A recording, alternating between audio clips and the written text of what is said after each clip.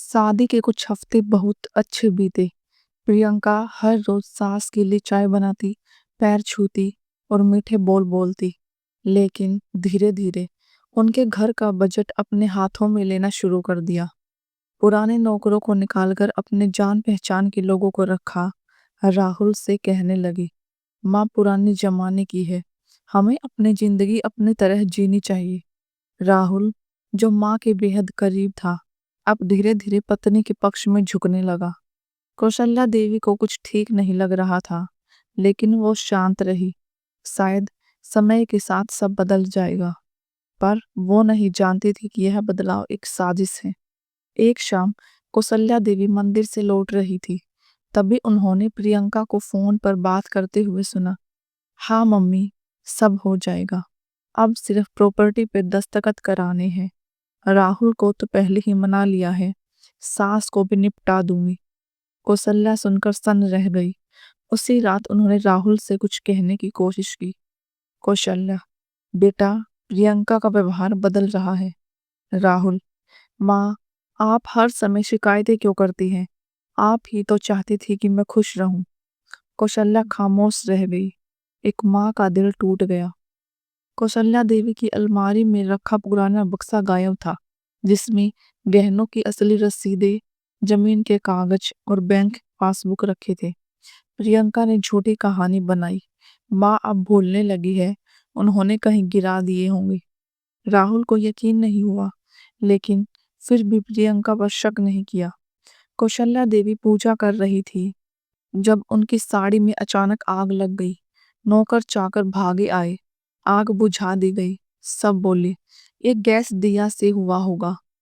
पर एक नौकरानी धीरे से बोली, मालकिन, मैंने बहू को कुछ जलता हुआ कपड़े में डालते देखा था।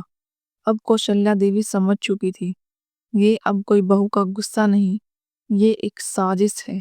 जिस घर को मैंने बनाया, अब उसी घर में मुझे मिटाने की कोशिश हो रही है।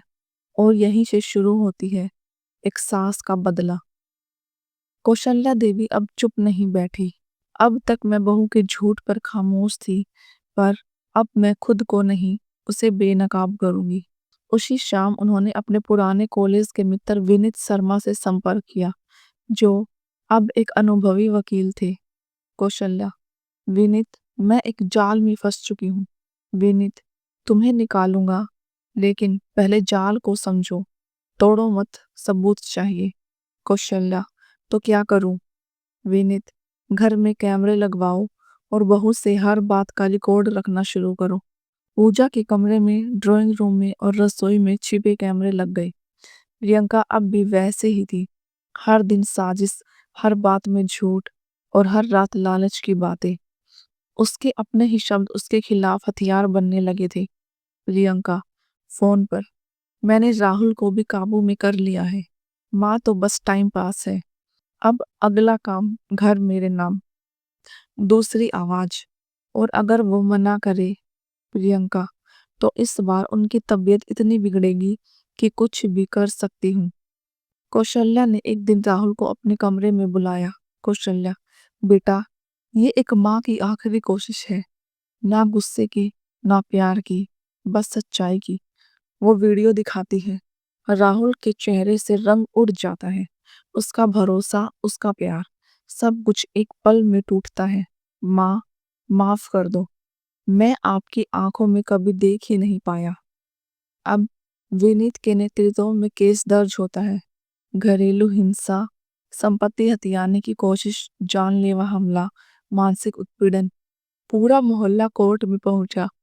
प्रियंका एक साफ सुथरी साड़ी में मासूमियत का मुखौटा लगाए खड़ी थी, लेकिन कोर्ट में जब वीडियो, ऑडियो और दस्तावेज पेश किए गए, तो जज भी चौंक गया। प्रियंका गिड़गिड़ाई, मैंने गलती की है, लेकिन मैं जेल नहीं जाना चाहती। कौशल्या शांत थी। जब मेरी आत्मा को कैद किया जा रहा था, तब तुम मुस्कुरा रही थी। अब तुम्हारे आंसू मुझे रोक नहीं सकते। प्रियंका को दोषी ठहराया जाता है। उसे 3 साल की सजा और कौशल्या देवी की संपत्ति में कोई अधिकार नहीं रहेगा। राहुल ने कोर्ट से बाहर निकलते हुए माँ का हाथ थामा। माँ, अब सिर्फ माँ नहीं, आप मेरी ताकत हो। कौशल्या ने सिर पर हाथ फेरा और मुस्कुरा दी। कौशल्या देवी अब पहले जैसी नहीं रही। जो सास कभी चुप रहती थी, आज वो एक प्रेरणा बन चुकी थी। प्रियंका जेल जा चुकी थी। राहुल अब माँ के करीब आ गया था। कौशल्या ने एनजीओ की शुरुआत की, जहां वो घरेलू हिंसा की शिकार औरतों की मदद करती थी।